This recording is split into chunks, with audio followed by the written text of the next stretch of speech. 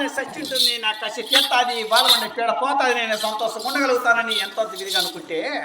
అయితే ఈ పనులను చేసి ఎటువంటి కొత్త లగ్నం చేసి ఇక్కడ అప్పగిచ్చేసామంటే నీ మాయతో నీ మంత్రులతో ఈ పనిమంటలను చేసి ఇక్కడ అప్పగిచ్చేసాం. నీ మాయలతో ఈ మంత్రులు ఈ పనిమంటలను చేసేసామంటే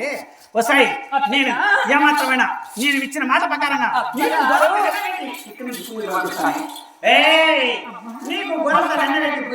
గొడవ చూస్తాను ఎంతో